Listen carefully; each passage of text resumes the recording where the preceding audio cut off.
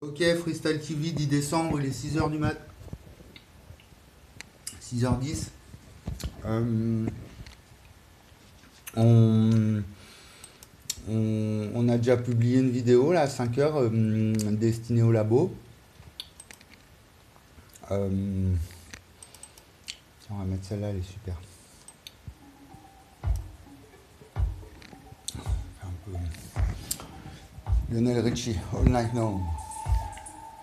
Je viens de télécharger It's Good to Be a King. Je l'avais en 45 tours à l'époque. Et je vais voir si la folle histoire du monde. C'est de 81, je vais voir s'il est à vendre ou pas, ou s'il est à louer, ou si on peut le télécharger, le voir gratuitement sur YouTube, mais ça m'étonnerait. Bon, ça c'est un problème que j'aimerais traiter parce que les films, voilà, les droits d'auteur sur Internet, c'est un thème que j'aimerais traiter plus tard, mais là en fait j'ai changé le nom du labo sur le Covid-19. J'avais créé un laboratoire à l'époque, il y a 2 ans quand c'est sorti, enfin quand cette fausse pandémie nous est tombée dessus. Et fausse pandémie qui peut aussi devenir vraie, on ne sait pas, voilà. Avec le vaccin, c'est ce qu'ils cherchent. Donc du coup, je l'ai renommé et je l'ai appelé comment? Laboratoire de recherche sur la calvitie et le complot Covid. Voilà. C'est-à-dire que, et puis en commentaire, pour une nouvelle médecine au XXIe siècle. Parce que j'ai un petit peu introduit ces idées-là tout à l'heure dans la cuisine, enfin hier dans la cuisine. Ouais, il faut que je me resitue dans l'espace-temps pour avoir de la mémoire. Donc je me souvenais plus du mot échographie, voilà, les IRM, l'imagerie médicale, qui de manière un peu plus spatio-temporalisée, que ce soit plus seulement pour l'optique, mais ni pour le son, mais ni les ondes, enfin voilà, essayer de trouver des méthodes, parce que, et donc là, ce livre-là, en fait, c'est un petit peu un phénomène du hasard, hein. Je l'ai trouvé, il est dans un état, voilà, il a pris l'eau, je l'ai trouvé dans la chambre là-haut en débarrassant. Ouais, ça coulait dans la chambre et tout, et donc voilà, c'est un médecin qui a écrit ça et qui a dû faire des expériences toute sa vie, hein, sur ses patients, sur lui-même, sur sa famille, docteur Roger Dallet. Et il est vraiment proche de ma logique médicale, enfin c'est plutôt une logique, j'ai pas vraiment de logique, j'essaie de la construire justement. C'est trop fort à chaque fois la musique. T'as deux. J'essaie de construire une logique. Donc là, je tombe sur une page, par exemple. J'ai pris une page au hasard. Et je suis content, j'ai retrouvé ma vue. Hein, vraiment, j'arrive à lire sans problème. Alors que je l'avais perdu. Enfin, cet été, j'arrivais plus du tout à lire. Hein, parce que j'étais au plus bas, j'étais au plus mal. Mon cœur. Donc là, j'arrive à la fin de ma calvitie, en fait. Donc c'est pour ça que je suis en train de m'activer. Parce qu'ils sont en train d'arriver vraiment en haut, là. Euh, donc qui dit santé dit beauté.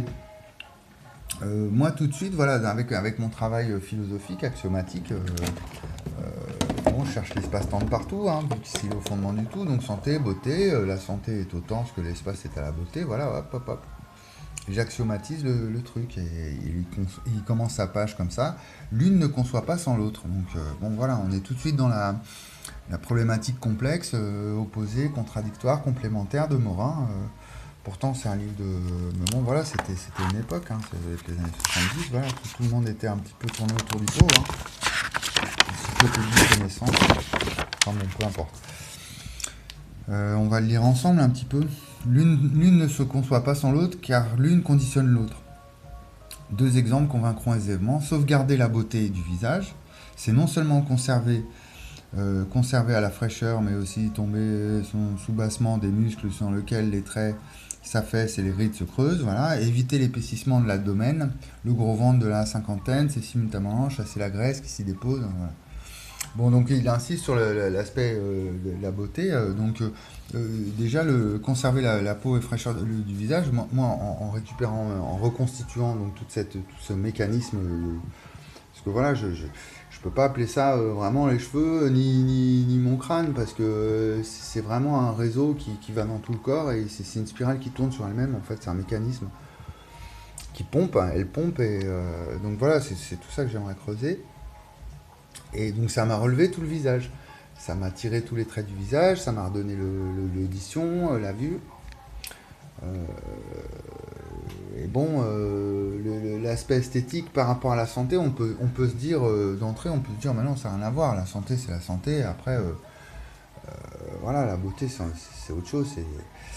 Et en fait, non, peut-être que si l'espace-temps est au fondement du tout et que cette phrase-là d'Auguste Comte, où justement, à l'époque, je vous en ai parlé en me promenant à Prades, en voyant les rues un peu toutes fatiguées, où il se passe plus rien, tout est ravagé, hein, je faisais référence au ravage. Et qu'à l'époque d'Auguste Comte et de Saint-Simon, il parlait du beau, du vrai, du juste et du bien, dans le sens où c'était à l'époque, ça se voyait, il y avait de la beauté, encore de l'artisanat d'art, donc les bâtiments étaient bien entretenus, enfin, bien entretenus, il y avait, voilà, il y avait des milliers et des milliers d'années d'évolution humaine derrière, et puis des civilisations qui se sont succédées. Voilà, donc là, comme on traverse une période de trouble, il finit comme ça. Voilà le but de cet ouvrage. Il sera parfaitement réalisé lorsque vous aurez obtenu ce pourquoi il a été créé, sauvegarder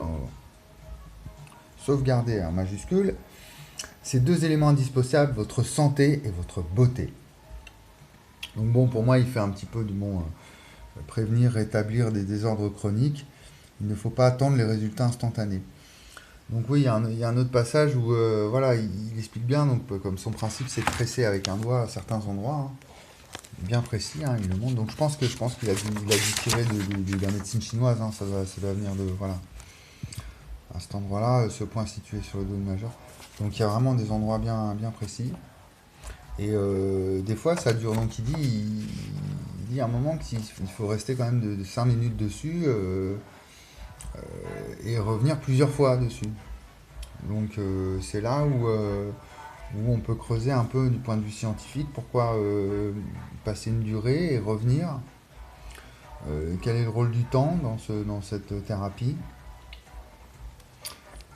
Voilà les joues. Donc peut-être justement il travaille sur le réseau que j'aurais découvert, hein, lié à la pousse des cheveux. Et que ce soit lié aussi au réseau des méridiens chinois. C'est de l'intuition tout ça. Il va falloir que je creuse ça dans les années à venir. Donc là, bon, là j'ai envoyé un truc sur le labo, sur le logarithme. Donc c'est vrai que je peux faire en même temps, il n'y a pas de raison, hein, comme quand on va au lycée, à l'école, où on va avoir 2 heures de maths, 2 heures de biologie. Donc je peux très bien faire en même temps creuser les logarithmes et creuser et développer un peu mes compétences en termes de médical. Bon, j'ai quelques bases en biologie, mais c'est quand même assez. Donc là, par exemple, à cet endroit-là, j'avais un nerf qui descendait, et donc j'avais l'orteil qui remontait, et ça me faisait à chaque fois, ça remontait dans toute la jambe, juste ici, là, et ça m'avait cassé des phalanges. Et ça a apparu, j'avais l'âge de 8 ans à la piscine, je me souviens très bien, j'ai eu des premières crampes comme ça, et donc ça me faisait des crampes régulièrement. Là, j'avais les phalanges cassées, j'avais mal dans toute la jambe régulièrement, et puis avec le temps, ça s'est amplifié, quoi, hein, quand je faisais du vélo, ou même quand je travaillais, ou des fois j'avais des crises comme ça. Et bien, donc en retrouvant, en réparant les plaques dans mes cheveux, c'était des trous en fait. Et en réparant ce trou, donc au début, paf, il y a un truc qui a pété, ça fait du sang. Au fur et à mesure du temps, et ça passait, et il y avait mon rein, non, mon rein c'était de l'autre côté, quoi. Donc il y avait la même chose au niveau du bras. Donc ça arrivait à cet endroit-là, dans le tac. Il y a encore la cicatrice un petit peu. Donc voilà, donc en bouchant les plaques au niveau de mon crâne, en faisant un travail sur mon crâne, c'est comme si j'avais remonté parce que je remontais le cheveu, ça faisait une aspiration. En fait, je bouchais la membrane, je la reconstituais en fait, je la réparais, ça faisait une aspiration, et après il montait le cheveu. Et en montant le cheveu, bah, il remontait le réseau. Après, ça recommençait, hop, ça arrive dans la colonne et jusqu'au crâne. Et j'ai rempli comme ça tous les réseaux qui étaient dans mon corps. Et qui passaient dans les épaules, dans les omoplates. Donc c'est comme si j'avais pu intervenir je l'appelle la pompe à cheveux, quoi, cette spirale qui tourne sur elle-même, et qui a un cycle, hein, c'est une mécanique, hein, elle a une logique. Et elle serait reliée à tous ces réseaux, peut-être. Je sais pas, il est bien fait ce livre, et franchement je l'ai trouvé comme ça, c'est un hasard, hein, mais des fois le hasard... voilà, la colonne vertébrale, donc j'ai quand même redressé, bon, c'est vraiment surprenant. Et donc voilà, c'est peut-être ce qui manque, quoi, c'est cette relation au crâne. Ah, tiens, un exemple de calvitie. Ah. Bon, et ben à suivre. Je vais mettre un marque-page. Parce que là, on est vraiment dans le sujet. Deuxième point est situé au niveau du crâne. Parce que c'est là que j'ai repéré la spirale, elle est là. Pariétale. Donc voilà. J'essaie de vous présenter, parce que comme j'ai modifié le nom du labo Covid, du coup il y a 43 membres dessus. Donc pour l'instant, philosophie de l'espace-temps, hein, je suis tout seul, je crois. Économie politique, pareil, on n'est pas nombreux, je crois. Donc on va essayer de... on va essayer de varier justement les thèmes, quoi, plutôt que rester toute la journée sur les maths ou la physique, essayer de croiser un peu les disciplines dans une logique complexe, justement. Je peux vous mettre devant le miroir, tiens, dans une logique complexe, mais c'est-à-dire que de pluri, poly, multidisciplinaire. Il faut voir justement l'intérêt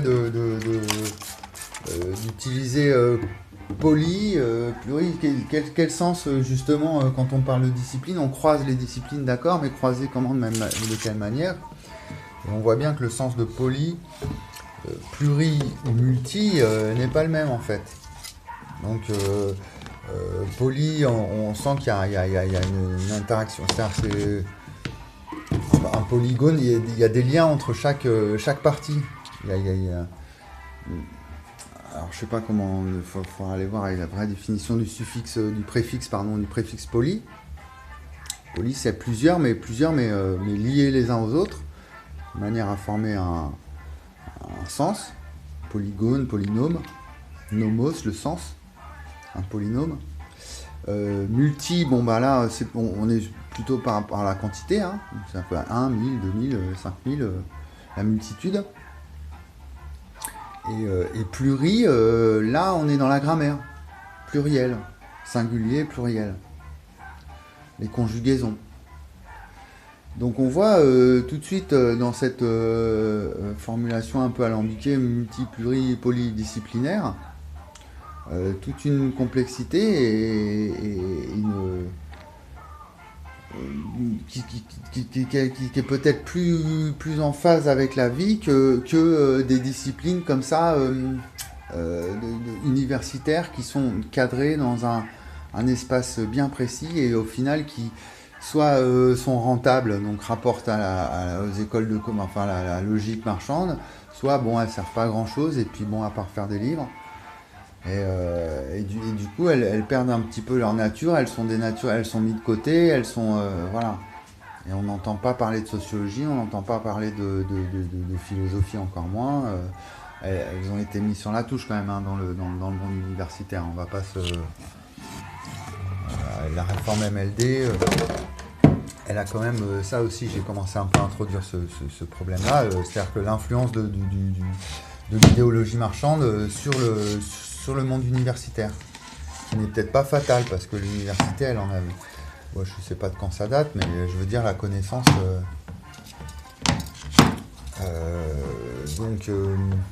et puis bon, c'est un phénomène général, cette idéologie ultra-libérale, elle a pénétré toutes les sphères de la société aussi, voilà, la santé, l'hôpital, la culture, pas que l'université. Euh, voilà, c'est une industrialisation, c'est comme ça que j'interprète un peu, hein, c'est-à-dire que c'est un réductionnisme. Donc l'objectif c'était d'accéder à Internet, de pouvoir quitter l'orbite terrestre. Et c'est pas un effondrement, c'est-à-dire que ce serait il faudrait interpréter ça de cette manière, conclusion de mes dernières réflexions philosophiques. Euh, Interpréter ça plutôt comme un décollage de fusée, cet effondrement qu'on traverse actuellement, cette crise de civilisation, hein, plutôt que de parler de décadence, bon, elle est en chacun de nous, la décadence, pourtant en puissance, quoi. Mais si on peut parler d'une crise de civilisation, expliquer pourquoi les rues justement de Prades sont complètement abandonnées comme ça par l'humain, pourquoi il y a les voisins n'arrivent plus à communiquer, à se transmettre. C'est un peu, je fais un peu une synthèse d'hier, du travail d'hier que j'ai fait un peu d'enquête de rue, quoi, en fait, un peu, d'observation de rue. Euh, voilà, donc, est-ce qu'il faudrait...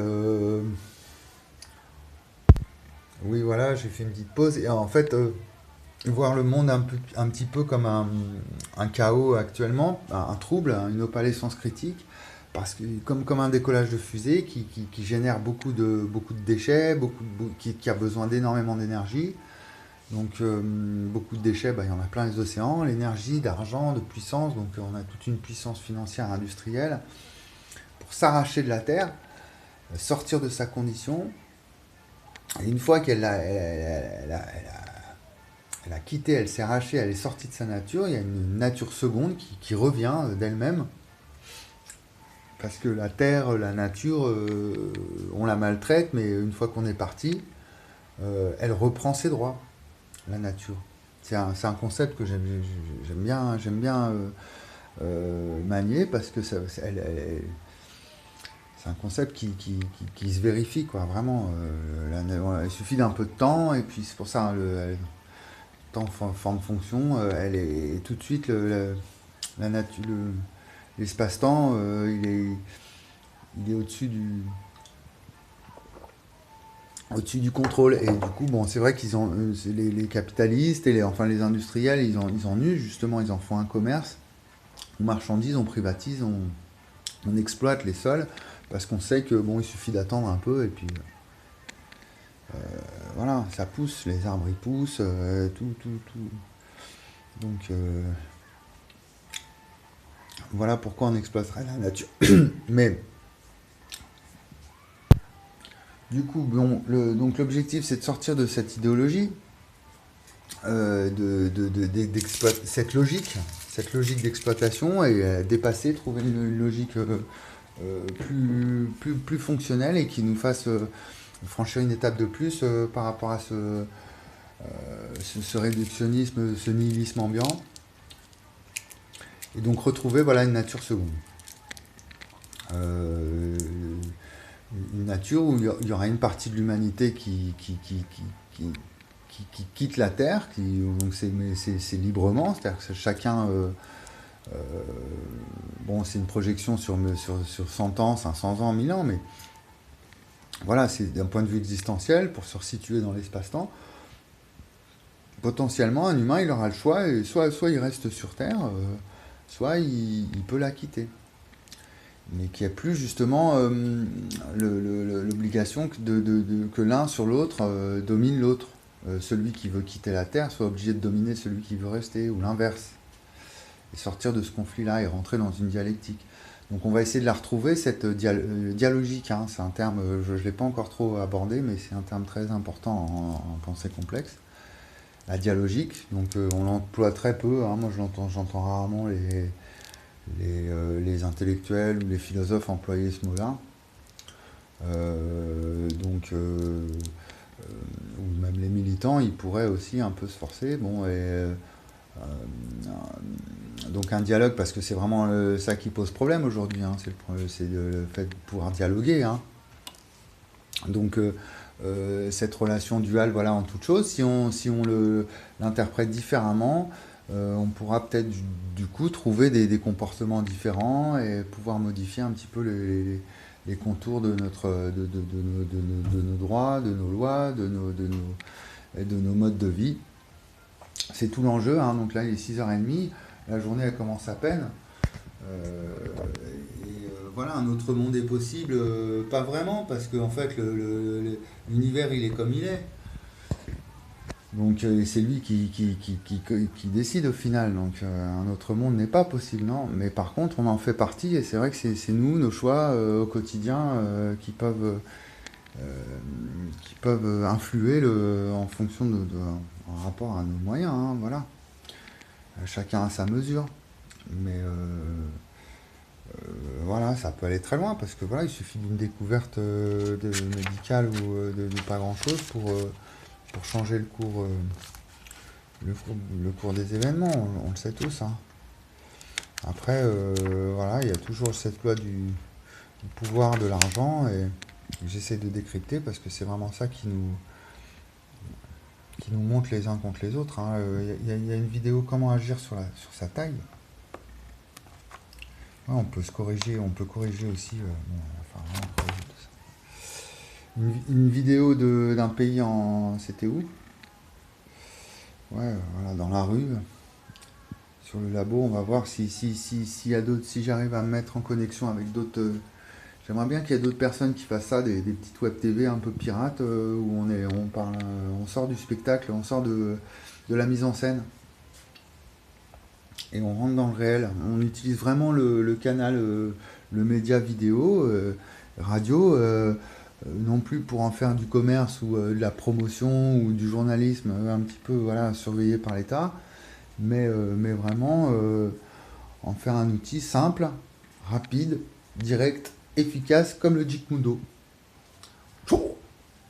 Voilà. Allez, on arrête sur ça. Et bah là, c'est la journée, hein, qui commence. 6h32.